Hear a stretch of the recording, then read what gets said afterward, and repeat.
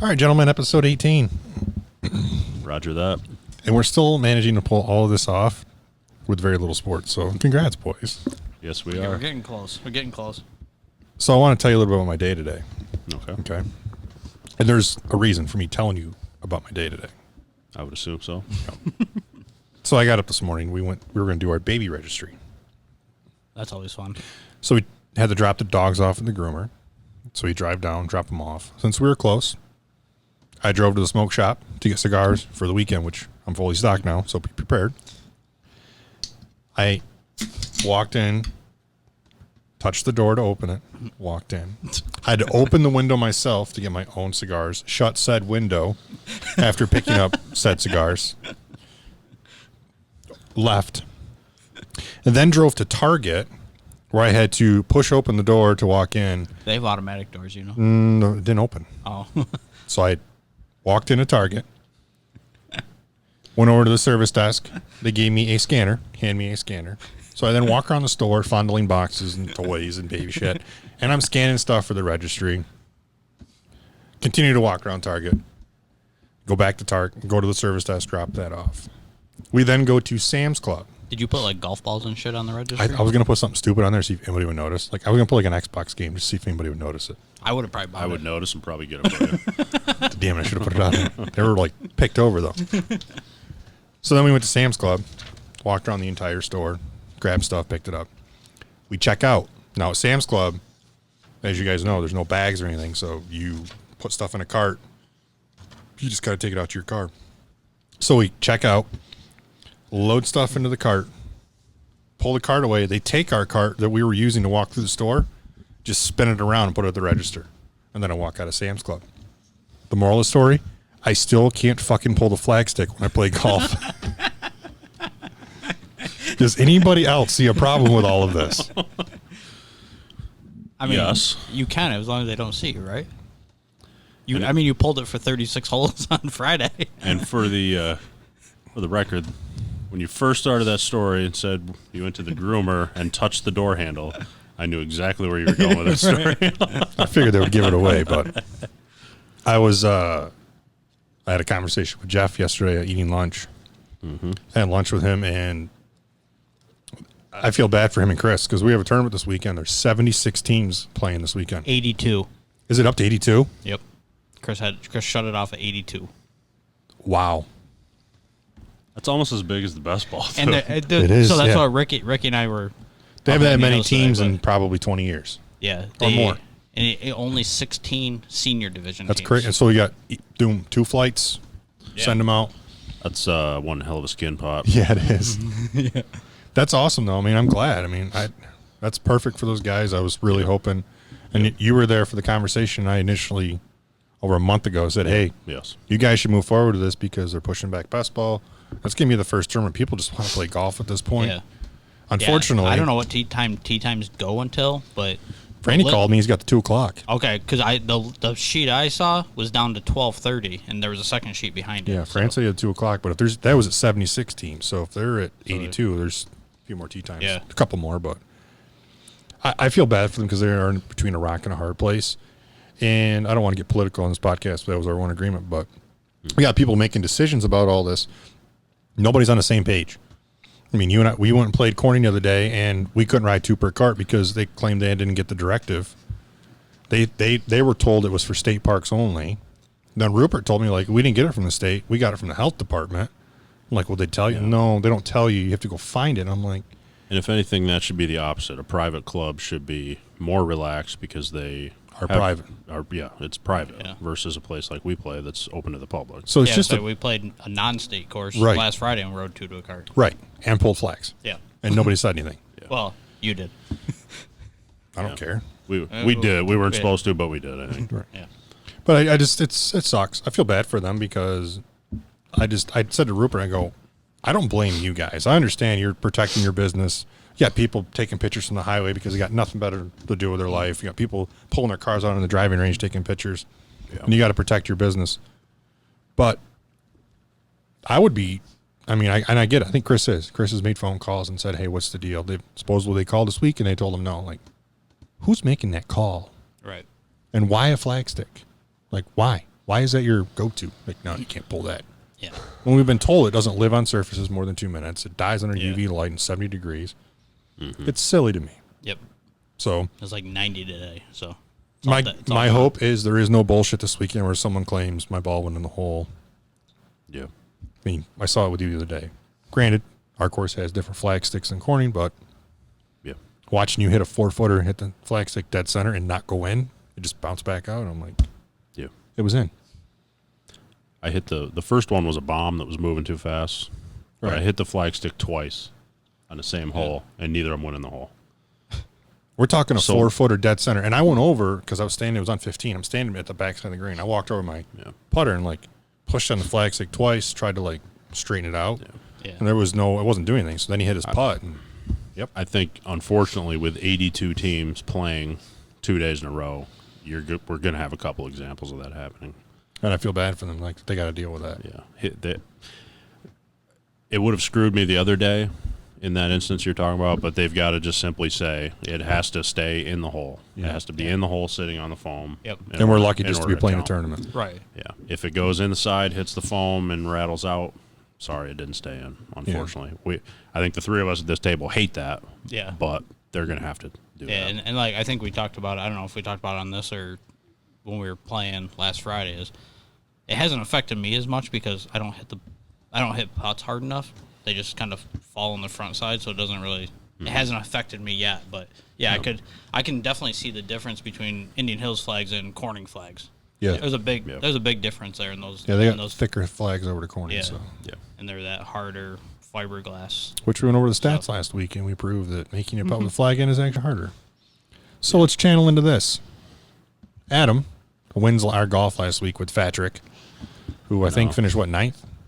Tied for seventh. Seventh? I did just pull that up. He was, tied for seventh with Bubba Watson at 13 under. And he beat, the next closest was 11 under. The next closest among the guys we picked in our draft. So he had Jordan Spieth, right? Yep. I had Sung Jae Im and Justin Thomas. All three of those guys were at 11 under. Can we not talk about where my guys finished? I didn't go far enough down the list to find your guys. There it is.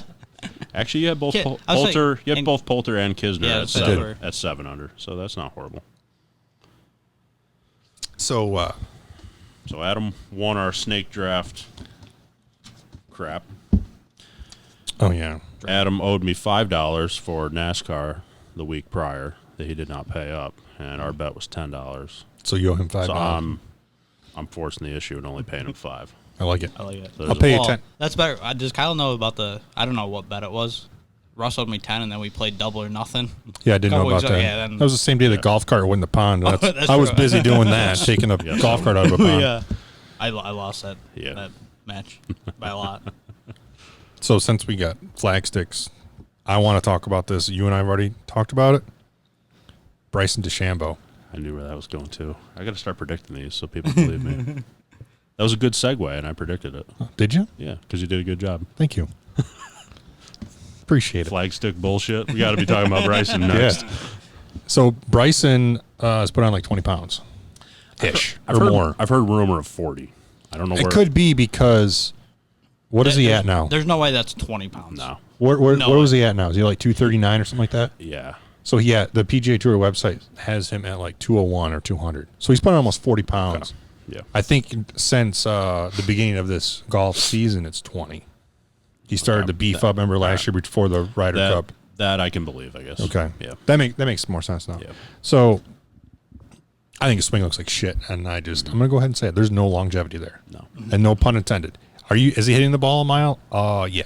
He is. There's no doubt Dude, about that. if he, I didn't look up his driving accuracy last week. He didn't hit a ton of fairways, but if he drives the ball like he did last week, this week, he will not score at all at No. Harbor Town. He can hit it in a fairway and be on the wrong side. Be It's screwed. it's too tight. Yeah, I've played there. Way It's too tight. You can be on the wrong side of the fairway depending on where the flag is.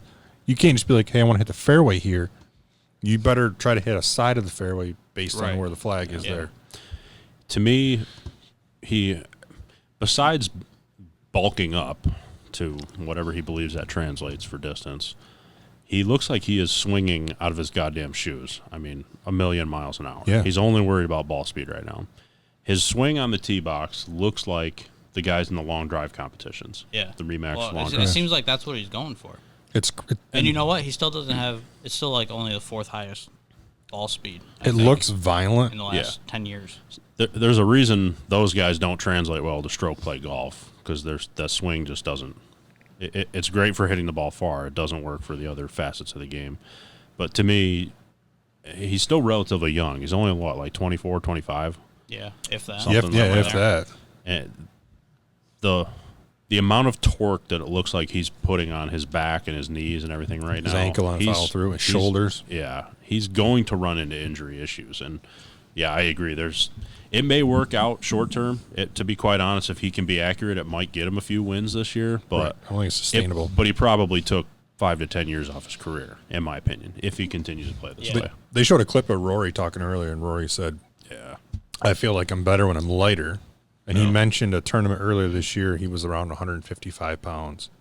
Gary Woodland just lost 20 pounds Yeah. And to he played. prolong his career. Same with Phil.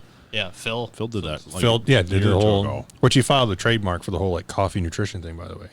Yeah. So I'm curious where that goes, and I'd like to try it because I need to lose 20 lbs. I can donate them to Bryson if he really wants them. That's true. I got about 100 he can have. So I looked up because I was really curious. So far this year, now granted, most of this has been they haven't been playing. Mm-hmm. So this year he is averaging 323 yards off the tee. That is first on tour. His driving accuracy is at 60%. That's 121st on tour. Greens and regulation 70%, which is 32nd on tour. Scoring average so far this year is 68. That's only through 540 holes. 2019, his driving was 302.5 yards. He was 34th on tour. His driving accuracy was 65%, which was 66th on tour. His greens and regulation was 66%, which was 113th on tour. And his scoring average was 70, and that was 1,296 holes. You got to factor in, I thought about this because there is a big difference in holes played so far. You got to figure you're going to play tournaments like majors that are tougher courses. You're going to have higher scoring averages. Yep. You could have a couple rounds where you shoot mid 70s and you're trunk slamming and going home. I just don't think this is sustainable. Yeah. I really don't. Yeah, and like I said, and I think I mentioned this, the only thing I can think of is his thought is, if I get an 8-iron or less in my hand, I am, 20% more accurate.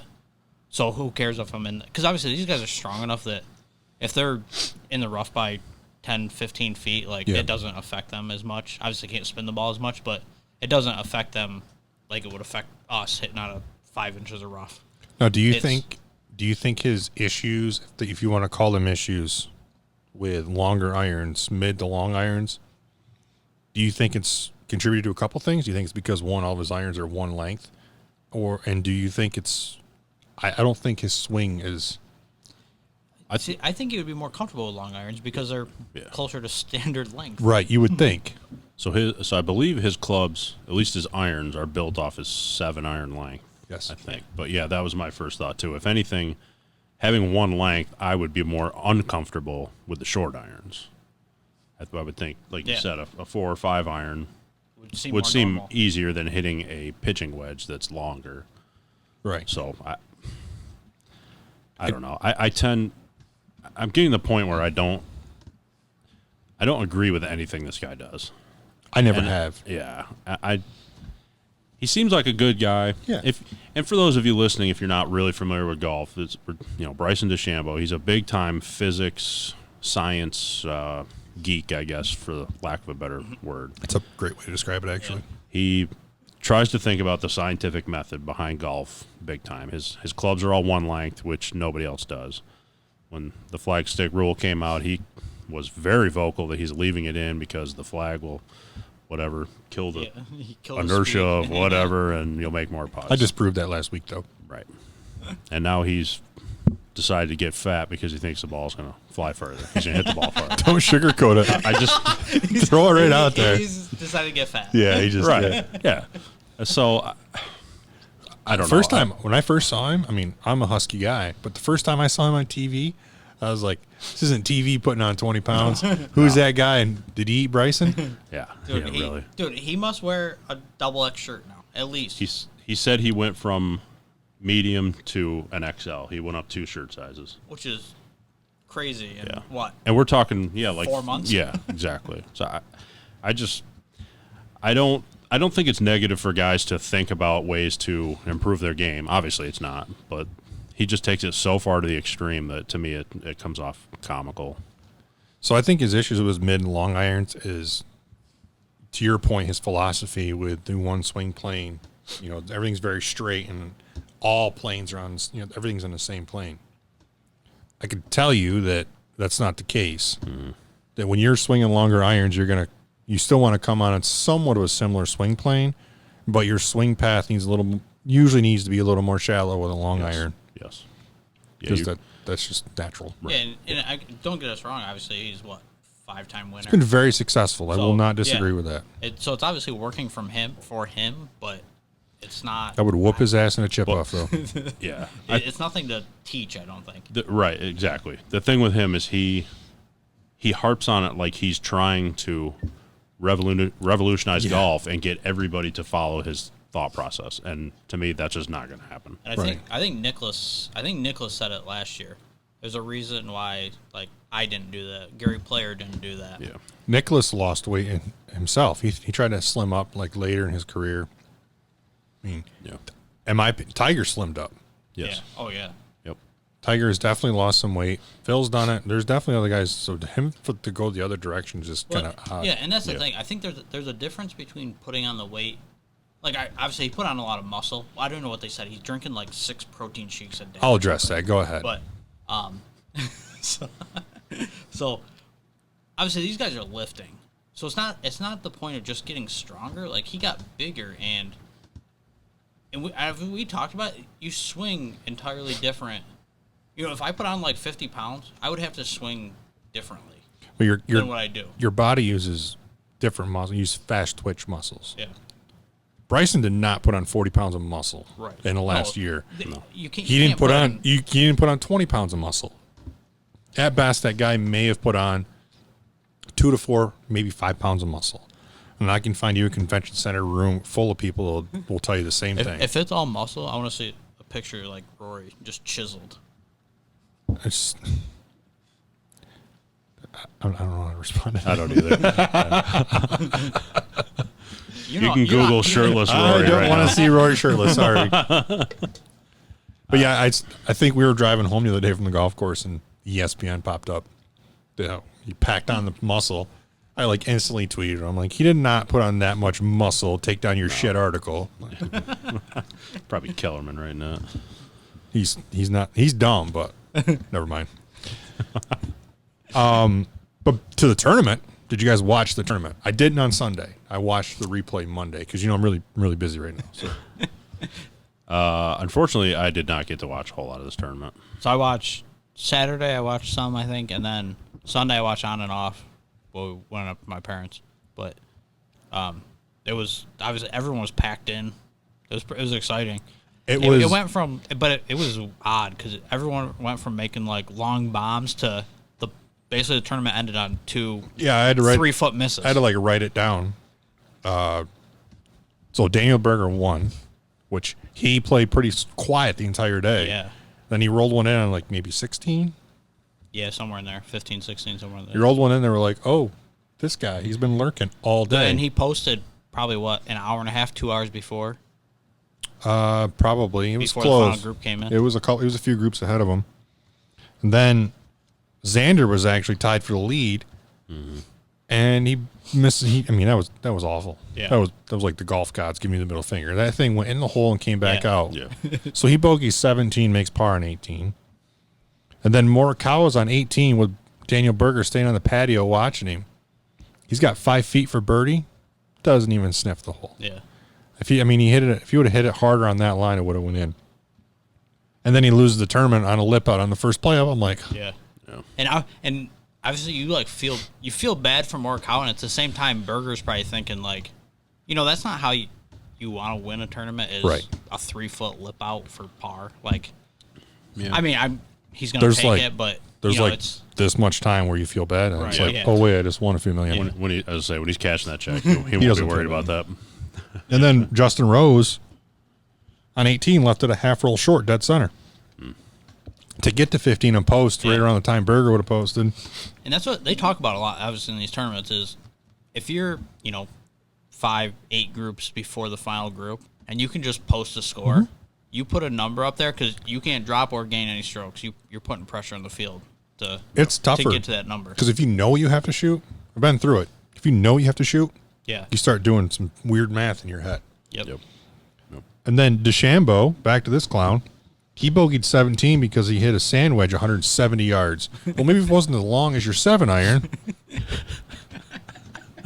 He airmailed. That was his only bogey of the tournament, and then he misses the playoff by 1. Yeah. Oh boy. He also averaged 340 off the tee this last week. I mean, they were close to having like a 5-man playoff. Yeah. It was a hell of a way to bring back golf. Yeah. But I'm glad. There's one person I'm really glad he didn't win, but I was happy to see it. I'm glad Spieth played well. I really am. Yeah. Yep. Geezy and I talked about that. Like, it was his home state. Like, Yeah. you just want him to play well. It's I mean, good. he hasn't played well in, a year and a half? When Spieth's playing well, it's good Yeah. for the tour. Yeah. Yes. And I saw a tweet the other day where someone said, I knew Spieth would come around. This guy, caddies on tour. I knew Spieth would come around. He made some changes because he had one of the worst grips on tour. I don't know about you guys, but if your worst grip on tour wins you the Masters and a few other majors, show me. Yeah. Yeah. Agreed. I don't understand that. So if he made a change and that's what contributed to his, it's whatever. But I'm glad to see him win. But I do want to stick with golf for 2 more things. All right, we're here. 3 more. I lied. 4, 5, 6. No, this is 3. The first, real quick, was you're counting these. Oh, sorry. Well, I sent you guys a tweet. Ben Taylor from the Corn Ferry Tour tweeted, "I was 6 off the lead and missed the cut." That's crazy. yes. So do you Yes. guys think that the Corn Ferry Tour needs to look into something? Like if you're within like 10 shots, isn't the PGA Tour like 10 shots? Well, yeah, that's what, when you sent that, I was trying to think. So I know, like, the Masters is, because normally it's what, I think they changed it. It's like top 65 in ties. They did lower now. it from 70 to like 65. Well, I know, like, some majors, Masters in particular, I know for sure it's no matter, as long as you're within 10 shots of the lead, you make even if you're 90th and you're 10 shots back, you make the cut. Like, there's no question. And I think a couple other tournaments are similar to that. I think it's worth changing. Yeah. Yeah. Yeah. My quick answer is yes. I don't know all the cut rules of the PGA Tour. I admit that, and I definitely don't know about the Corn Ferry Tour. But anybody that's within 6 shots of the lead after, do they play 4 rounds in the Corn? Yep. Yeah. So anybody that's after or within 6 shots after round 2, Well, I looked up. clearly has a chance to win the tournament. Yeah, and I looked it up. He was even par. He missed the cut. Yeah, So that means that that's ridiculous. Yeah. Yeah. 'Cause 6 under was leading the tournament and 12 under won. And he was only 6 back. And that's just him. We don't even know. There were 7 guys. Were Or there- no, 11 guys at even par. Was there anybody at like 1 under that missed the cut? Yeah.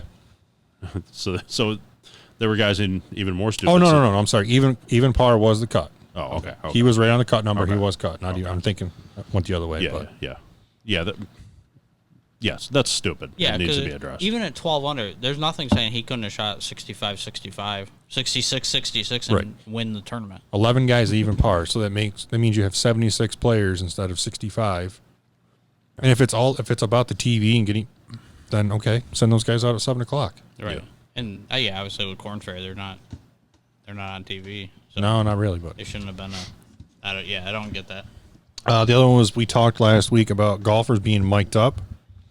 Fowler played with Thomas, who Thomas was against it, but Fowler was mic'd up. But when golf came on the air, the first thing that was come out of anybody's mouth was Brooks Koepka reacting to Rahm chipping in and said, "That's pretty fucking good right there." Yep. Yeah. And it was clear. It was almost like Koepka was wearing the mic. Yeah. So yeah, that was an immediate reminder of why these guys probably shouldn't be mic'd up. Yeah. Yeah.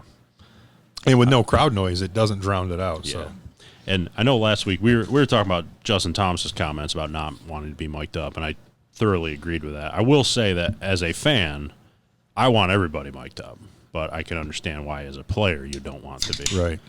Well, I mean, shout out to Adam coming through the Trulies. So Russ, did you say it on the podcast? You preferred the citrus? So because he loves lemon. I love lemon, still do. I love lamp.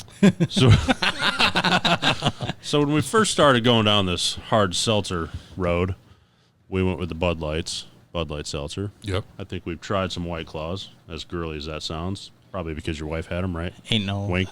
Yeah. Okay. Ain't no law when you're drinking the claw. Oh boy. There is. You don't talk about it. That's the When you're drinking the claw, you don't talk about Rory being shirtless. That's right. So last week we tried the blue light ones, and I did not like any of them. They're meh. I've had the Corona. They're So I was telling my parents about the blue light seltzers when they got released in Buffalo. And so obviously we had them last week, and then go to my parents' house Sunday. My mom's like, "Come here, I gotta show you something." And I'm like, "Oh, well, Did you act like you've never seen it? I was like, "Oh, I wonder what she's got." She opened the fridge, and I'm like looking. She's like, "I'm like, what?" And I was like, "Oh, clearly you haven't watched the podcast." She's like, "No." I was like, "We had like a whole 12-pack on the podcast." Speaking of which, can I get another one? What do you want? Surprise me. Yeah, so now we're on Truly. They have lemon, orange, lime, and grapefruit. And Adam brings a cooler. He did. Grapefruit's the only one I'm not like excited about, but these so far I've had lemon and orange, and Grapefruit's not I bad. like these. I like these. These are pretty good, yeah.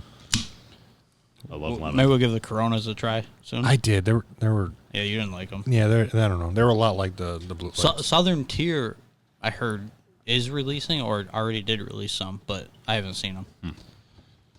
I like these enough that I don't know if I need to stray from them. You gonna drink a lot of them this weekend? We'll see. Nobody's saying no. With the 82 teams, we're gonna have a lot of time to sit around and. Marcus is a terrible influence. Yeah, he is. Well, he just drinks bottles of Tito's vodka. That's true. That's true. Which I got to make sure I have some upstairs when he shows up. Nope. The last thing I have for golf is happy 50th to Phil Mickelson. Yeah. Oh, yeah. Big 5-0. Feel the thrill. So I've been this week would have been the U.S. Open, which we know Phil has. Mm-hmm. It's the one major that's eluded him. He's got 4 runner-up finishes in the U.S. Open. Yep. If you just put that driver in the bag that one hole, he'd have been fine. But I'm such an idiot. Winged foot. Famous quote, right? Yeah. Yep. So I got looking into this, and I thought, well, Phil's 50, he could play the Champions Tour.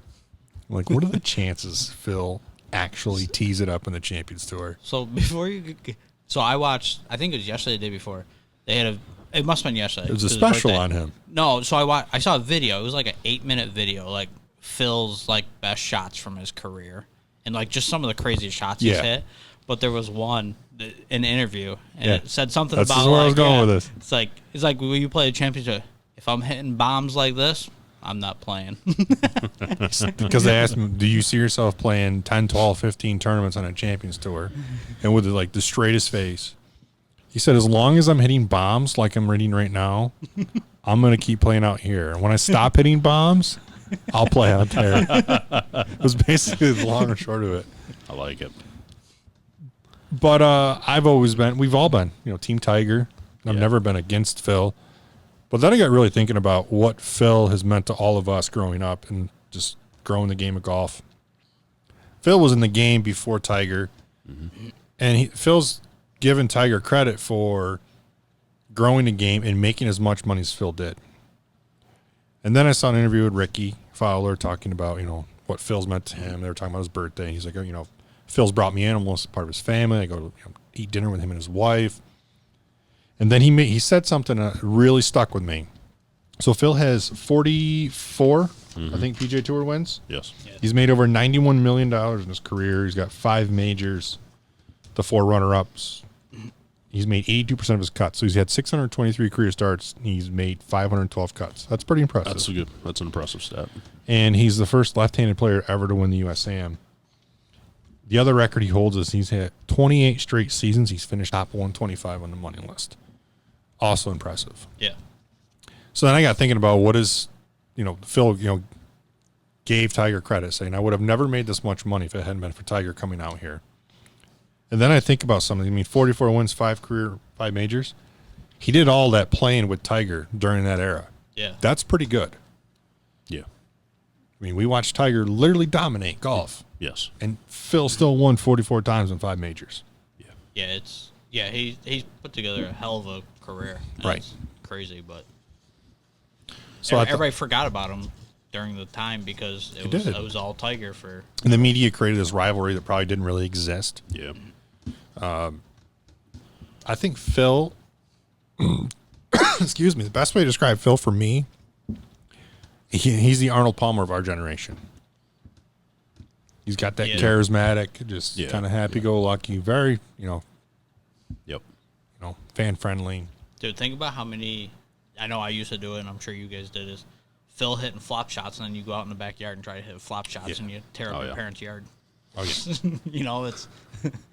Yeah, I was reading things that Phil has done over the years, like with equipment, like something. He went to the 64-degree wedge. He's actually one of the first players to ever play the Pro V1. That was really not on the market yet. He was with Titleist, and then he made the equipment change. You guys remember the President's Cup the year he made the equipment change? The year he was paired with Tiger in the alternate shot, and he hit that 3-wood out of bounds. Yeah. The clip of Tiger, like real hard look, like is that against the fence? Yeah, that's against the fence. Tiger ain't hitting that one. And then he did the 2 drivers. Yes. And then the year he went to no driver at the U.S. Open. He had the 3-wood bent to 11.5 degrees. Yeah, the bomb 3-wood. Yeah. So it's crazy to think that Phil could possibly play on a Champions Tour at any time. Yeah. It really is. Yeah. It's interesting because I connecting the dots here on a couple things. Phil, not afraid to tinker with his equipment big time, and I like that. But I hate when Bryson does it. Phil doesn't try to put science. Well, I was gonna say Phil doesn't put science behind it, but he puts logic behind it. He has a thought process. Yeah, I don't think there's a lot of science. Yeah, I thought it was interesting, especially during the match, listening to him tell Brady, what he should do and what he should look for in the greens and everything else. Yeah. I thought that was pretty neat. Oh, with the shine and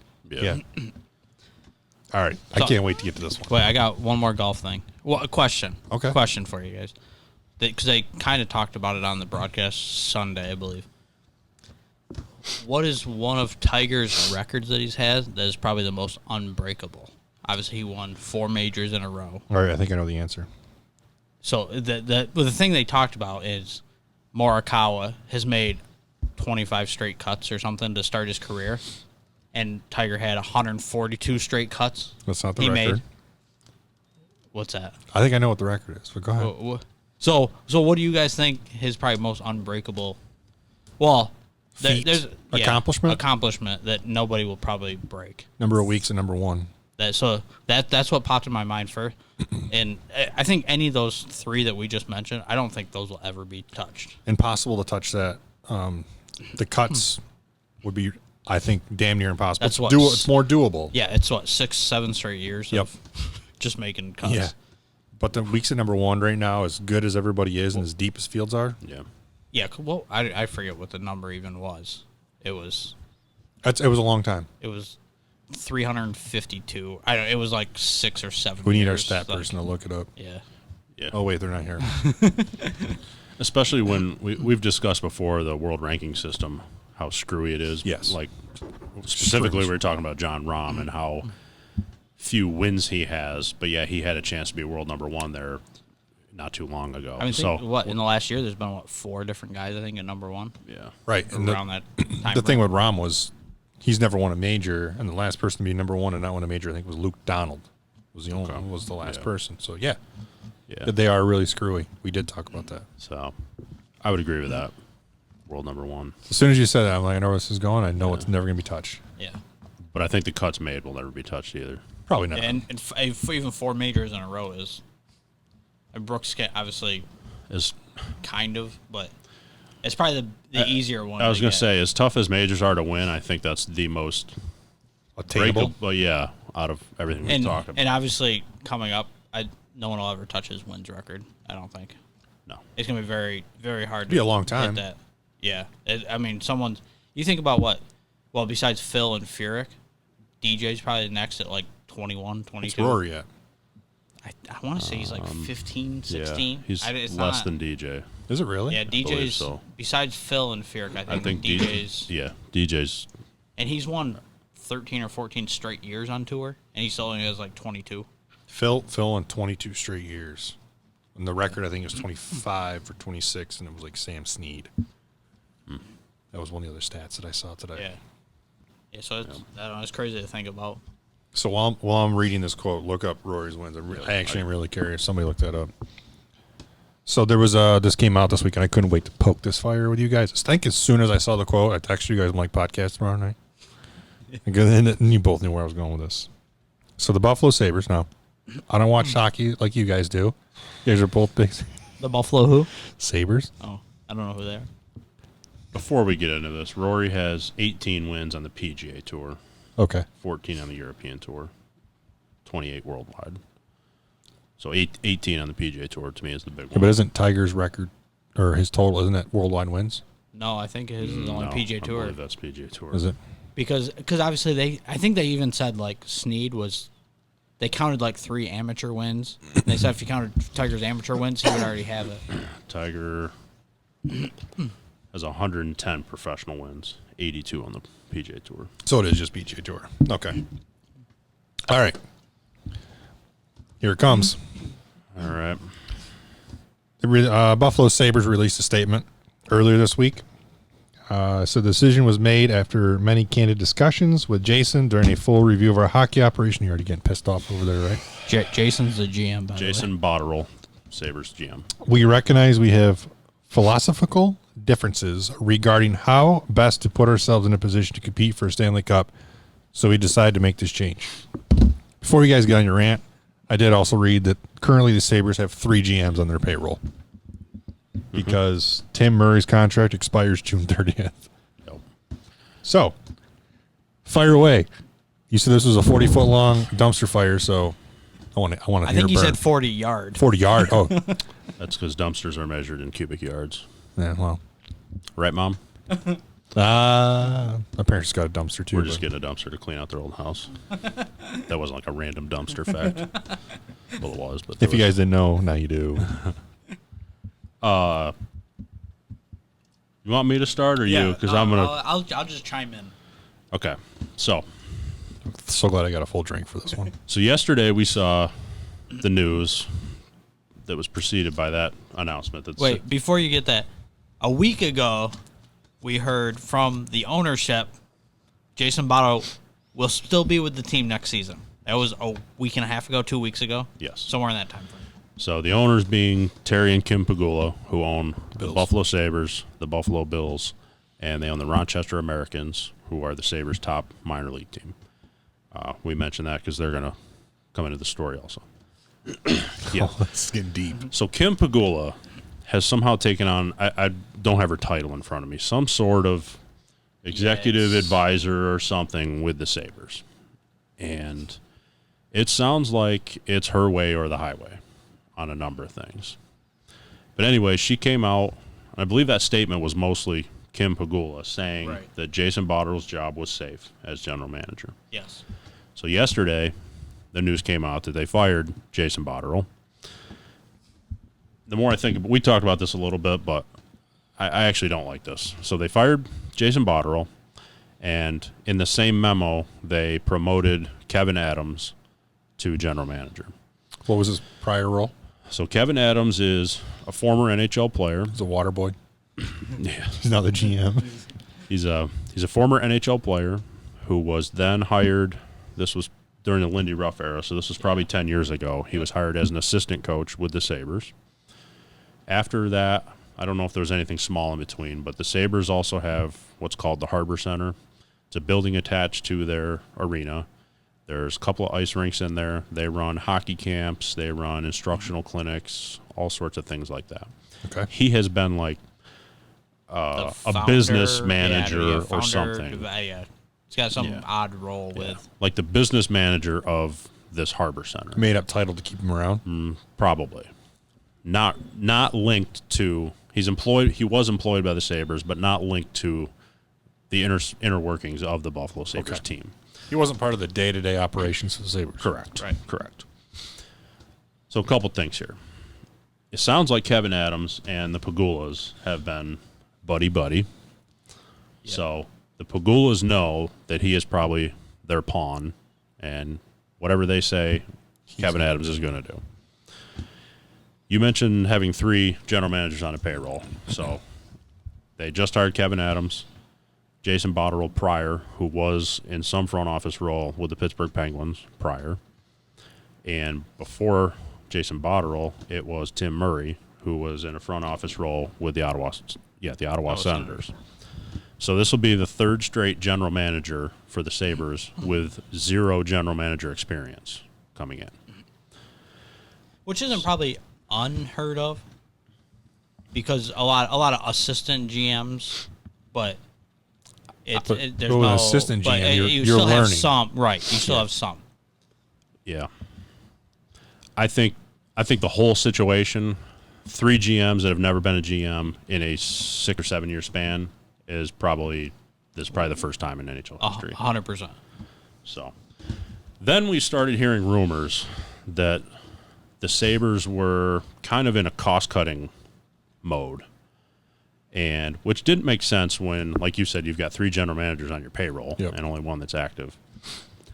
So then this list of names started coming out yesterday. Okay. This is where it turned from back up for a second. I think you and I were both happy with Jason Botterill being fired. I was going to ask, correct, did you guys yes. agree with the decision? I mean, he probably should have been fired last offseason. He has made some really stupid decisions that we don't have enough time to get into. So the fact that Jason Botterill was fired, I'm 100% behind that. I wish they had done a little bit more of an extensive interview process for his replacement instead of just immediately naming somebody. Although that hasn't worked before, so maybe it's just like within especially like a week ago, it was he's safe. Yeah. Yep. So as you say that, so I have a buddy who's a huge Toronto Maple Leafs fan, who's huge rival to the Sabres, and he even texted us yesterday, me and my other buddy. He's like, I'm starting to feel bad for the Sabres fans and players because there's no reason they shouldn't be a playoff team by now. Right. Yep. They're that. They have the talent there. They're one of the, if not the best player in the league, correct? Right. Jack yeah, Eichel. I mean, he's probably top 5 or 10 player in the league, and they just don't help him. Yep. So the one thing, the Sabres haven't made the playoffs since 2010-11. So nine straight seasons without a playoff berth. The one thing they haven't been real close either. No. The one thing they have done good is developing young players in Rochester. So Rochester, their top minor league team in the AHL, has actually had a couple of really good seasons under Coach Chris Taylor. Yeah. So that was the one promising thing, that whatever they were doing in Rochester was working to develop these young players. It just hadn't 100% translated to the NHL level. Now, are they sending these kids through the pipeline to Buffalo, or are they trading them off? And for the most part, they're either coming to Buffalo or, quite frankly, they've been stuck in Rochester too long, in my opinion. Yeah, and then when they come up, they're just not – it just doesn't translate well. How they get from Rochester to Buffalo, in my opinion, is another issue with Jason Botterill, and that's why I'm okay with him being fired. Got it. Russ Grinnell for GM, ladies and gentlemen. So you heard it here first. So, all right, general manager fired, and then we started hearing a couple more names. A couple? And then, as of this afternoon, so this was all yesterday, we hear of Jason Botterill being fired, the general manager, Randy Sexton, and Steve Greeley. Both of those are the assistant general managers in Buffalo. Randy Sexton also worked a dual role, so he was the head general manager for the Rochester Americans. Okay.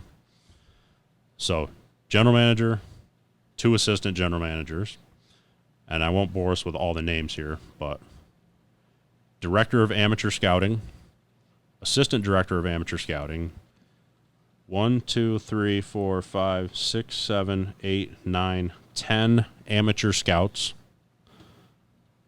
1 pro scout. Amateur scout meaning they're off scouting junior players that haven't been drafted yet. So 10 amateur scouts, 1 pro scout, 2 player development coaches. I assume at least one of those was in Rochester. Yeah. Rehab and development coach, so one of the guys that's helping after injuries and such. Chris Taylor, the Rochester Americans head coach, Gord Deneen, and Toby Peterson, the Rochester American assistant head coaches. Who were being, you guys just said they were successful. They were successful down there. And there's been so much turnover now. 1 or 2 seasons ago, the Sabres had a head coaching fire and interview process, and Chris Taylor was one of the leading candidates to come up to Buffalo. Right. So a year ago, you were considering him for the Buffalo Sabres role, and now you're firing him from your top minor league team. And I forget, Rochester actually played pretty well last year. They were near the top of the AHL. Yes, they were. Yep. 1, 2, 3, 4, 5, 6, I think it was 7, 8, 9, it was like 10, 22. 11, 12, 13, It was 19, 20, 21, 22. 22 people fired. 22 people from your front office fired within a 36-hour span. Are these jobs posted on Indeed? So Just asking for a friend. Yeah. it might be there.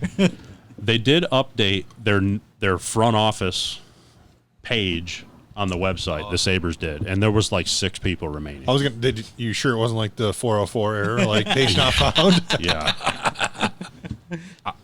Please check back later. I've never heard of this Dude, no, big of a that's- massacre of firings in one day in any pro sports franchise. So what's odd to me is, based off what you're saying, with they were struggling in Buffalo, successful in Rochester.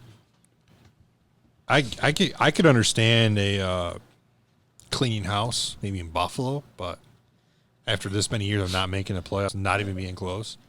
So that's the thing is they've had, and obviously we don't know the inner workings of Botterill and trades he's tried to make and stuff, but you almost feel like they're 1 or 2 trades away from like being there, and they just don't Make the do move. it. Yep. It like I said, we don't know if they tried and they just didn't make it happen or what the deal was. So 2 more points on this, and then I'll let you go if you got any more you want This to talk fire's about. burning. I love it. So let's see. That was 11 total scouts, director of amateur scouting, and assistant director. So that's 13. And the draft is coming up. 13 scouts, and that's where I'm going with this. The draft is coming up. Who's scouting? They haven't put a date on it yet, but within a couple months, you've got a draft. So you've got a new GM, and he now has no scouts. Yeah. So where's he going to get input for? I mean, you literally pull up TSN website and say, Yeah. yep, this sounds you good. go by their rankings. I don't know. And maybe that works better. I don't know. It might work out. The biggest thing that this is a rumor. Well, hopefully they get to like top 3 picks and the pick is easy. Yeah. The first round pick should be easy, but beyond that, I don't know what they're going to do. The biggest thing that I thought was a shitbag move is, and this is a rumor, so I don't know if this is true, but the first move they made was firing Botterill and promoting Kevin Adams. Yeah. The rumor is they then made Kevin Adams sit down and fire all these people. As his first day on the job was to fire 21 other people. you're the new GM, and here's your new. That's a good way to see if he's got it all in the bag, I guess. But Nah, that's terrible. If that's true, and the Yeah, Pagulas don't have the guts to call these people themselves, then Yeah, that's Just terrible. sell If the that's team. true. If that's true, that's. yeah. Just crazy to me. I mean, that's like just getting a job and then you're like, hey, you're the line manager out of this plant, and then all of a sudden it's like, hey, you need to fire these 30 people today. yeah, let them know they're done. Yeah, like. You know what's weird to me too is I'm hearing all this stuff about the Sabres and how unsuccessful they are, and then the Pagulas, they put some money into the area, right, the arena and everything out in the downtown area for the Yeah, Sabres. Oh, a lot of money. yeah, Yeah. They've helped develop downtown Buffalo, not just the Sabres facilities. Yeah, and that's why they've talked about obviously potentially moving the Bills Stadium downtown, things like that, because they've got. I disagree with. I do too, but they've done a lot to downtown. Which is weird to me is, it's my barber texting me. Want to know if I need a haircut? I don't need a haircut. I think you're good. Nah, you're good. Cut my own hair. Quarantine cured my hair. What's weird to me is how unsuccessful. You got the Sabres, granted, different sport, but how successful the Bills have become since they took over. Yeah. It's crazy. It's like night and day. Yeah. to me, that shows they're putting all their efforts into the Bills. And think about there's probably a 3-year difference from when they bought the Bills after they bought the Sabres. So they bought the Sabres first. Correct. Oh, yeah, Okay. yes. I think that's a lot of people's concern is that the Pagulas are focusing too much. I shouldn't say too much because you have to focus time on them, but they're not splitting this up 50-50 with the amount of time they focus on their two franchises. Now, yes, you own the Bills too. You want them to be successful, but you also own another couple $100 million value franchise that you probably shouldn't ignore either. You should probably find a GM you trust. Yeah. So, And maybe an assistant or two GMs. Yeah, and going back to Russell, like, and I obviously we can't judge Kevin Adams now. Like, he's literally been on the job for 24 hours, but He's almost as fired a one person per hour. yeah. So I mean, it's tough Poor to. bastard. I mean, you can't judge it, but at the same time, should they have done a search? Maybe, yes. It hasn't worked before. They haven't done a good job at doing searches before, so maybe this is the way to go. At I most, feel like their search could've- lasted a week because you just said a week ago they said his job's safe. Yeah. I think this went from like, okay, I'm happy Botterill's gone. That's going to be a good thing. To, holy shit, the whole front office is gone. Now what Who's do we making do? decisions? And the thing is, I mean, social distancing in the office, I guess. so Randy Sexton and Steve Greeley, the two assistant general managers, immediately some of the bigger analysts in hockey have said these two guys are not going to be on the open market long. Yeah. They're going to be hired by somebody, either as an assistant or potentially a full-blown general manager. So I know a lot of. I was looking Sounds like on the guy Twitter from yesterday Rochester could be find a yeah. coaching job in Yeah. a hurry. Sexton. Yes. Yeah. A lot of people are wondering why Sexton wasn't hired as Yeah. a GM. So I would feel, with Kevin Adams having no experience, I would feel way more comfortable with him taking over this role if Sexton and Greeley were kept on to help him. And I did don't hear know. Kevin. I forget the guy's name. So Kevin Adams is big on their head analytics guy in the front office, and I think a lot of teams are moving that direction with analytics and everything. But just because you're big on them, we'll see if it works. I guess I don't know. It's. 'Cause I feel like they're, like I said, they've got the team. And as we were texting yesterday about this, but they've got the team. But is it? I mean, I don't know how many free agents they have. Probably 8. It's quite a few. 8 or 10 free agents they have. They- We talked about, like, do you just let them all go and just Yes. kind of start over? Right. You know, what is the plan? Because you've got a good core of, I'll say 4 guys maybe, So being Dahlin, Just- Reinhart, Skinner, and Eichel. So to support that, this hockey page I follow on Instagram, NHL Discussion, you know, just like us, all these kinds of pages are trying to find shit to talk about right now. So they ranked the NHL teams in order for their prospects age 24 and under. Sabres got to be near the top. The Sabres were number 5 on that list, with Eichel hasn't turned 25 yet. So Eichel, Dahlin, Dylan Cousins, their first-round pick last year, and then Henry Jokiharju, the defenseman they got in a trade from Chicago last year. So take that for what it's worth, but this one hockey analyst site has them ranked in the top 5 as far as core players under the age of 24. They got potential, they're just not. Yeah. yeah, gotta put- like I said, they're probably a trade or two away from being Got to put people around a them to make. decent Yeah. team. They haven't voted yet, but I guarantee Jack Eichel will get some Hart Trophy votes this year for this past season for Yes. league MVP. Yeah. So that's how good of a season he had. And then bye-bye front office. Complete front And office. I believe I didn't read the entire interview, I guess I'll call it, with Eichel, but he kind of threw Botterill under the bus last week when they cleaned out their lockers. Do you think that's something to do with him getting fired? Was that comment made after? I think it was made after the Pagulas made the comment that he was safe. So after the Sabres were eliminated from this new playoff format, when that became official, the players had their locker clean-out day, which they always have at the end of the season, and that's kind of the media's last chance to interview them. It's almost an exit interview for the season. Yeah, and Jack Eichel, quite frankly, I don't blame him. He he didn't hold back his displeasure with the organization. I think this was his 5th season now. They haven't sniffed the playoffs. He's a top 5, probably, definitely a top 10 player in the league, and he voiced his frustration, and I don't blame him at all for doing that. But yeah, there are rumors that the Pagulas really read into that, and I mean, if your top player and top 5-10 player in the league is frustrated with your GM, I mean, you keep the GM or you keep the player? Right. Exactly. You keep the player. The GM's not. I mean, they do work, but he's not on the ice winning you a Stanley He's Cup. more replaceable than that player is. Correct. yeah, 100%. Absolutely. You feel better? I felt like it was a therapy session. I don't think he's done. I'm glad we talked about it. Do I feel better? No.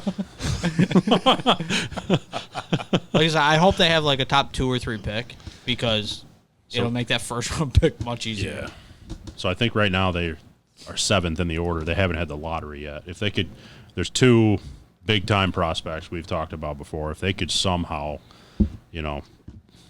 win this lottery and get one of those top 2 picks, it's big, very big for this team. But they got plus with Cousins. Yes, should make the team this year. He should be on the team. So, and he's kind of, a lot of people are kind of calling him Eichel 2.0. Right. He's potentially that good. So he's Eichel's cousin. God. I'll let you touch that one. Next. Okay. So I wanted to, we talked about sports restarting last week, the NBA stuff. Again, not getting political. But Kyrie Irving came out this week and said that he doesn't want to play because the whole Black Lives Matter movement, yada, yada. This is all I'm going to say about it. Matt Barnes, did you see that? No. Video? He did did a video with Steven Jackson. It surfaced this week. It was like I don't know if it was like a Zoom call or I think it might have been like a Facebook Live thing where you could call in and did it. He said the only reason Kyrie Irving made those comments was Kyrie wanted to go to Orlando to support his team, and they told him no because he wasn't going to play. So he flipped the switch, and then he went with this avenue. So that's all I'm going to say about it. He was injured, correct? Yeah. That's Yes. why. Yeah. That's why, right? Him and KD were not going to. KD said, I'm not playing this year. So Right. But to stay with the NBA, I read that the teams' locations to staying at Disney World were dependent on their ranking. I heard that too. What? Yeah. You didn't hear this? Who's staying at the Red Roof Inn? So, yeah. the Bates Motel. I stayed at Hilton Inn Express last night. At the Sixers staying at the by the hour hotel. So the Grand Destino is the Bucks, Lakers, Raptors, Clippers, Celtics, Nuggets, Jazz, and Heat are staying there. Wait, so I mean, Disney World's not open. They should have just put them all in the themed rooms. The Princess Castle. You put LeBron in there, right? Yeah. You want to incorporate LeBron? Yeah, I've been trying to find a way to get him in there. Yeah, I appreciate the help though. The Thunder, Sixers, Rockets, Pacers, Mavs, Nets, Grizzlies, and Magic are all staying at the Grand Floridian. Why can't the Magic just stay at their house? That's true. I mean, they could have That's a good saved. question. They could have saved 15 rooms, I guess. The Blazers, Kings, Pelicans, Spurs, Sun, Wizards are staying at the Yacht Club, and this place does look like by the hour hotel, by the way, in Disney. It's got like a fake windmill. Yeah. It looks like all the rooms lead to the outside, which usually your first indication it's not a very nice place. That's a place I just keep driving by. They had some, I don't know, they had some weird. They have everything on the parks. So I've read the park is open to the players, like the amusement part of it. They're gonna have entertainment, ping pong tables, video. They can play PlayStation or Xbox, whatever they're gonna be doing. And then the weird one I read was about they're gonna play cards. They're like, well, we can't social distance really when we play cards, so they're gonna change the deck out in between sessions. Now, I don't know if this means in between hands there's going to be a brand new deck, and they said there's going to be sufficient amount of decks to do this. Oh my God. If you're all being tested and you're all negative and you're all in the same room, do we really need to change out the deck? Right, and right, the NBA already said it. If you test positive, they're not canceling the season. They'll just 7-day quarantines, not even 2 weeks. 7 day. Yeah, so Hey, This is getting ridiculous. I can't wait to hear where the NHL teams are staying in Vegas. Yeah. I'm surprised they haven't announced those cities yet. For the NHL. Yeah, that is weird. Yeah. There's no. I shouldn't say take. staying in Vegas, so we don't know yet, but Yeah, that's just been our, assumptions. been our assumption, but they have not. And you know what officially said happens that. when you assume. I do. You can go ahead and finish your dad joke. I think everybody knows. All right. I'm good. And then our prediction was baseball was not happening just because of the petty back and forth. And then today it said the MLB proposed something that they already promised at one point and then rescinded earlier, like in March, was full prorated salary. Mm-hmm. So they want 60 games in 70 days, start the season July 19th, 20th. Yep. Full prorated salary, expanded playoffs, and waiving any potential grievances. I was trying to find. I don't know if I took a screenshot of the differences and the offers that the Players Union and MLB made. I don't think I have it. I saw somewhere, so that being 60 games, so they're full but prorated salary for 60 games. There was like 8 players or something that would be losing over $20 million based on what they were supposed to be paid this year. If they don't get the full prorated? If it is prorated. So you take your full salary and prorate it for 60 games, which is only, Okay. Yeah. what's that? A third. Yeah, about a third. But didn't we talk about, isn't baseball money all guaranteed? So we've Or a good chunk of it? we've talked about that, but I kind of think that's I the don't- three of us just yeah. talking about it. I don't think it. Obviously, this is a totally different situation Yeah. than like We need to anything dig else into that. In general, yes, baseball money is guaranteed, but in a scenario like this, I don't know. It sounds like no. Yeah, because it's almost like they're in a strike, right? It's Yeah. and that's I probably won't have the numbers right, but in the MLB has made 2 offers and the Players Union has made 2 offers. The MLB went up like $0.2 billion in their offer, which sounds crazy, $0.2 billion, and the Players Union came down like $0.8 billion. So they've but they're still like Not close. they're still like 15 billion away from each other. Like it's not even close, but the players are like, I think they want to play, so they're willing to. But I don't know.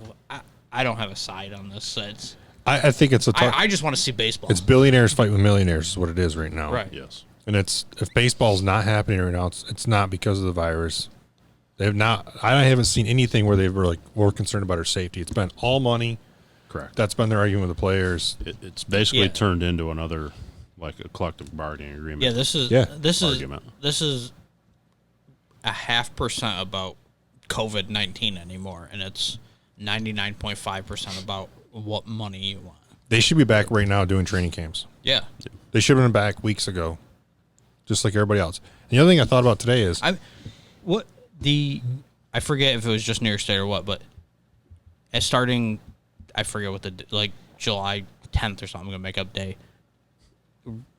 Youth sports can start sports like baseball, July softball. 6th. Yeah, so they're allowing youth sports to like start this stuff in a couple weeks.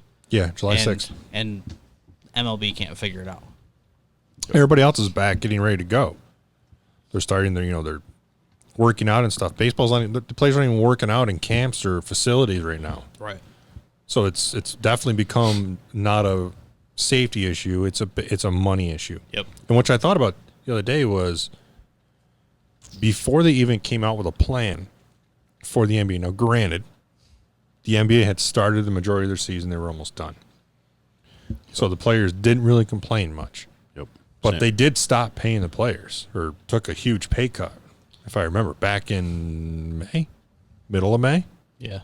They took a big pay cut and said, we can't make any payments. I didn't see any of the players really complain about that. Right. Yeah, and like they're 90% through their season. so Right. it's a little different situation. It is a little but, different, but I mean, these guys, if you don't have money to live on as a pro athlete right now, like you're doing something wrong. if you're clearly at the MLB level, yes, you're doing Yeah, something wrong. Yeah, you've done something wrong. Even the low tier guys who might be making $500,000 a year. I think I read the other day that the MLB minimum salary was like $512,000. It keeps going up. So I on know the NBA is like the highest. yeah. So on this thing, talking 60 games, 60 divided by 162 is 37%. Times 512,000. Those guys would still be pulling in just shy of $190,000. So every player in this scenario is going to be making at least $190,000. So if you can't live on that over a 3-month period. Yeah, and I'm guessing obviously if you're smart enough, I'm guessing if you're making league minimum, you're not buying a $3 million house. You're probably you're buying a $500,000. Obviously something nice you can live in easily. Yes. And I just don't get it. These guys that are losing like $10-20 million, you got to assume there's something in the back end of this that owners are having conversations with them and saying, listen, we can't do it this year.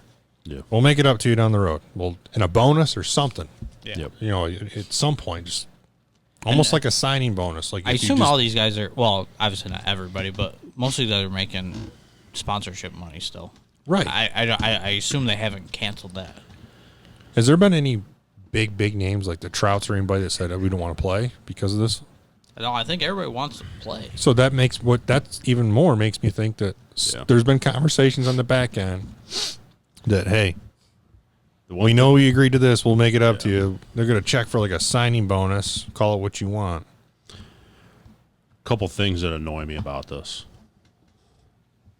Mike Trout, in my opinion, is easily the best player in baseball. And by the end of his career, could go down in the conversation of best baseball players ever. Correct. Yeah. And He's certainly probably going to be top 3 or 5. Yeah. And we're being robbed of a season of his in the prime of his career. So that sucks as a fan, not being able to watch that. Yeah, right. And that's the thing. It's not. He's only been in the league, 4 years? But he's 27, 28. Just signed a big contract, too, didn't he? He's older than most guys because he didn't get drafted until he was like 22. Yeah, that's late. So he was older than most guys when you normally get drafted as a stud. Right. Not sure I agree with that, but all right. What part? That he's only been in the league 4 years. He's been in the league longer. It's been that long? Yeah. Either way, so we're being robbed of potentially one of the greatest baseball players ever in his prime. And a guy who has fallen off, certainly, but a guy I've been a big fan of is Miguel Cabrera. Yep. Who is already a Hall of Fame player. He's won the Triple Crown. He is definitely in the conversation of best right-handed hitters, probably best hitters we've ever seen in the sport. Right. He, like I said, he's slowed down, but he is still on the chase for 3,000 hits. And to me, if he comes up 50 hits short of 3,000 at the end of his career, you look back at the season because he got robbed of 100 games this year, I think that'll suck. So another person I thought of was Pujols. Pujols is like one of the top players probably of all time as well, and getting near the end of his career and he's not playing. When you get in your late 30s, early 40s, it's not about how you feel anymore. Like in your 30s, it's more of age taking over and like, hey, I can't do this because of health anymore. It's not because I just don't want to play. Yeah. Or you take a lot of these guys do come in the league young. You take the Jeter approach. Yeah. I think Jeter could have still healthy enough. I mean, he had a couple injuries at the end of his career, but his thing was, I want to enjoy my summers now. I've been doing this for 20 years. I want to start a family. I want to not spend my summer playing baseball anymore. I'm ready to go do those things with a family. Isn't it always summer in like the Caribbean? He lives in like Florida, but it's always summer. Yeah. So Cabrera he must be 37 years old. He's got 2,815 hits, so he's 185 away. So he's probably a season and a half. Last year he had 139 or one good hits. season. Right. Yeah. Last year he had 139. The year before was injury riddled. The 2 years before that he had 117 and 188. The 117 was shortened with injuries also. So if they come back for 60 games and he has 45 hits, that puts him 140 something away. And then say he has one good season left in him, and he's got it's going to be 120. It's going to be damn close. He could realistically end his career within like 25 hits of 3,000, and that will suck that he got robbed of these 100 games. Is Pujols close to? He's got to be close. I think He's got to be like 400 or 500 away. But I mean, he's still got 4 years on his contract probably. Yeah. But yeah, he's another guy that's all the entertainment he's put up in his career. I mean, think about what it's probably been 8-10 years now since he was in St. Louis. But he was, he was one of those guys when he came into bat, watch him. Yeah, Pujols is over 3,000. Yeah. Oh, he is? I was I was thinking that. Yeah. Oh, okay. He's at 3,200. I thought he got it, yeah. Yeah. I knew he was getting close. Home runs, he's getting close to 6. Maybe he just got 6. I just closed the tab. I got to check Mike Trout. Did you guys watch the McGuire Sosa documentary? No, but I have it recorded, but I've heard mixed reviews, so I don't know if I want to watch I it. want to watch it because... Did you didn't watch it yet? No, I didn't watch it. I want to watch it because... Were you Team McGuire or Team Sosa? McGuire. So was too. I was... So this sounds weird. I think I enjoyed the whole thing. My dad's a big Cardinals fan, so obviously he was McGuire. I think I just wanted Sosa to do more just because make my dad mad, but I don't know. I didn't. It was hard to. I don't know. I didn't have a. I was a big McGuire fan because of my brothers. My brother was a big McGuire fan. Got to pass along that, So Trout's had likeness. 8 full seasons plus a partial. He's been in the league 9 years. Oh, okay. You were close, Adam. Yeah. Times 2. August 91. So he'll actually be 29 this August. So he's even a couple of years older than I thought. Yeah. But to me, the McGuire Sosa that summer was one of the last times that baseball drew a serious interest from people who didn't really watch baseball. Yep. I remember watching that. You can, Chase. You can call it tainted. I right? believe it was September 8th when he. I remember where I was. I believe that was the date when he. I knew broke exactly. that. McGuire hit 2 home runs that day. I know exactly where I was too. Yeah, I remember watching it with my dad and my parents' old house. Yeah, remember when he hit the first one? I was all pumped, and then he hit that out. bullet line drive. It wasn't a number 70. It was the one that was barely over the fence. The guy hit Phil Mickelson bombs, then he hits number 70. It was the shortest one he hit all year. You can call it tainted, whatever you want. The whole steroid thing, we could talk about that at some other point. But it was still, to me, one of the last times baseball drew an interest from people who didn't really watch baseball, but they knew what was going on with that. Yeah. So it was good for baseball. Yeah, I recorded it, and then I forgot. I think I recorded it on Thursday or something, but then I forgot it was even on. Yeah. And then I saw a bunch of people tweeting about Barry Bonds a Hall of Famer and everything. Yeah. And I was like, what are they talking about? What happened? And then I remembered the Sosa McGuire thing was on. Yeah. But, yeah, we can get in the steroids thing later because that's... I'm going to watch it first before we get into it. Yeah. I think that's I heard that they made it... It wasn't as entertaining as they probably could have made it. It was very boring and just mundane. No, I don't... Again, I haven't watched it, so I don't know if Sosa's in it. He's been very difficult to interview over the last few years. He's had a lot of changes. He just doesn't want to talk about it. He doesn't. He's gone full weirdo. Yeah. Have you seen him lately? He looks really, really white. Yeah. He's gone. I mean, not to be funny, touch on sensitive subjects now, but he's gone full Michael Jackson. Where he's that's what I thought. Bleached his skin, or something. He looks more like a white person than a Dominican. He's. I don't know. Yeah, so I think that made it hard, right?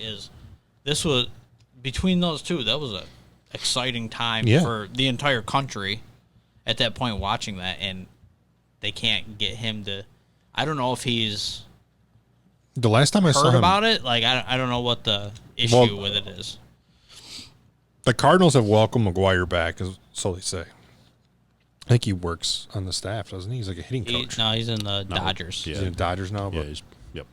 But then they said Sosa's not. He's kind of blackballed by the Cubs for whatever reason. But the other thing with Sosa on documentaries like this, I don't know if he speaks very good English, so I don't know how well that would translate. Yeah, I don't. He's from a Dominican. I don't know either. The last time I saw him doing an interview, they brought up the whole steroid thing, and he got up and walked out. Yeah, he just doesn't want to talk about it. I don't blame him. Yeah. Back then, I've always been a Pirates fan, and the Cardinals and the Cubs are big rivals of theirs, but the Cardinals are more so the the hated team. If you're, the Cubs are more of the hated team Right. if you're a Pirates fan. So back then it sucked. They were both rivals, but I was definitely more Team McGuire in that scenario. Yeah. Which I saw the other day that the guy who caught that ball, they offered him like nothing for the ball. Yeah, He could pretty much call it nothing. It was signed jersey, signed bat, and there was something else. It was something minimal. Yeah. And his only request was he was going to give up the ball if he could meet McGuire. The rumor is McGuire said no. I don't know. We don't know how true that is. They said McGuire said no. Now, I find it hard to believe that the guy that just hit the 70th home run, broke a record, is in that bad of a mood that he's not going to go meet the guy who just caught it. Yeah. So it didn't happen. He sold the ball for $3 million. Yeah. Like a week later. Yeah. That's crazy. Yeah. That's Yeah, all. That said, that was his only request is he wanted to meet McGuire. You think about how mad, and obviously we don't know who bought it, I guess, but think about how mad like Cooperstown is that they don't have that. The only I also recorded it and haven't watched it yet. I did see some, I don't know if I saw it online, of one video clip from that, and the guy that bought it is on there, and he has like, I don't know, I haven't watched. He has like hundreds of historic baseballs. He has like the first one McGuire hit that year. The guy that bought it? The guy that bought Okay. it, yeah. He has like the first one McGuire hit that year, and then like number 60 and number 70. And they showed him picking these up out of this case of like 100 baseballs. He looks like he had millions of dollars worth of baseballs. I need a couple of those in the cases in my house. Yeah. Good luck. I'm not co-signing for that loan. So I've got a like McGuire, I think it's a 62 home run, like gold plate, 24 karat gold plated like card. Yeah. I'll find it, and I'll try to bring it to the house. It's in storage. That year that was going on, I pulled like an upper deck rare card out of a pack of cards. It was one card. It was like metallic, and it was split, and it was McGuire and Sosa. Oh, yeah. So, It was in a series. I got it in like a... I'm pretty sure my dad still has the Wheaties boxes from that year. Really? Yeah. I'd like to find that card. It's probably not worth anything because neither one of those guys are in the Hall of Fame, but somewhere I They have don't that pay card. real people on Wheaties boxes anymore. What, anybody on Wheaties boxes anymore? I don't know. That's a good question. I don't know. Turn this into a Wheaties conversation. You guys got anything else? I'm glad we got that. Well, we got to do the snake draft, don't we? We got to do that, but Oh, yeah, we do. just one quick thing. Did you guys see the news about the PGA Championship? No. No. So the governor of California said that he will not allow fans at a sporting event until they have testing in California. So the PGA Tour is preparing for the PGA Championship at Harding Park in San Fran with and without fans because they have no idea like when testing is going to be available. Again, not to get political. The governor of California is a moron. They have testing. Everybody has testing now. That's what I was That's thinking. a bunch of shit. So that PGA Tour now has to prepare for a PGA Championship with and without fans, and that's in August. It's 2 months away. You want to find out how much power he has? Tell the PGA Tour to threaten to move it Right. Yeah. and see what happens. Yeah. When the state, when the counties and the cities come back on him, yeah, we'll find out how powerful he is. Because then he have something else. He extended a lockdown out there, and something happened, and then he kind of like rescinded it like 2 days later. Yeah, I thought that was interesting because everyone else obviously has been fine. Obviously, we talked about it last podcast, a couple podcasts ago, that states are kind of like inviting. It's like, hey, yep, we're going to open up. Come on in, bring everything with you. Listen, life has inherent risk. Yeah. And if at this point we haven't learned that It- that is the case, then So I thought it was interesting that he's stay still home if you're on- worried about it. This is the Tour Championship, the FedEx Cup. just the PGA Championship. PGA Championship. The major. That Yeah, would the have. major. Okay, all right, never mind. I had a cool Wait, train. wasn't the PGA supposed to happen in New York this year? No, that's the U.S. U.S. Open. Open was. US Open. Okay. U.S. Open's at Wingfoot.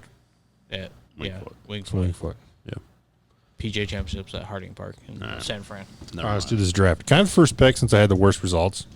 Yeah, I don't even know who's playing this week. I have an idea, but All right, I'm gonna take Jordan Spieth. Spieth. Got it. You guys can. We'll add him once. So he gets the last yeah, pick. I'll go last. That's true. I'm going to take Xander Schauffele. Good pick. Good pick. All right, you. I'm going Webb Simpson, Webb Simpson. I got to type him in. He's not on my list. So And good pick. Morikawa. Oh man, he was going to be my next pick. Colin M. Okay. I'm not going to attempt Morikawa. My favorite golfer, Justin Thomas. JT. My last two picks, I'm going to go with Kevin Kisner. We're all big fans of Kisner, so And I'm going to go with a dark horse, okay. Joel Damon. Whoa. Bucket hat. Joel Damon. I'm going to have to Google him later. You know a guy who wears a bucket hat? I don't. This is Mr. Buckethead, man. I don't even know him. He shot 58 during quarantine. Oh, okay. Yeah. Now he knows. He just didn't know he had a bucket hat on. Justin Rose played pretty solid last week, so I'm going to take him. That was a good pick. I'm going to take last year's U.S. Open champ, Woodland. Gary Wood. I like Woodland off the tee. Good. Short course. Accurate. One of the good guys on tour, too, I believe. I like Gary, man. All right, boys. Rock Chalk. Jay Hawk. Why does he always end? What? Why does he always Gary end? Woodland, Kansas. Oh. Oh, man. I Right. feel like he ends all these episodes with, like, Tourette's, but The Gary. Oh, boy. there it is. See? Like, Just ruining a good moment. all right. what do we got I'll about say Woodland? Gary Woodland from, Arizona. The tournament out there. Scottsdale. PJ Tour. Oh, the waste management. Yeah, waste management. With the little That girl. video 2 years ago Yeah. with the girl with Down syndrome who plays college golf when he brought her out to play the 17th hole in the practice She made round. par. Yeah. If you haven't seen that video, go look Good that video. up. So, All right, boys. Good episode. Good luck this weekend. Looking forward to getting out and yeah. Golf tourney. playing some Ends in. golf, smoking cigars, and probably drinking beer afterwards. So, Or some Trulies. or some Trulies. We'll just categorize them as beer. Later, boys.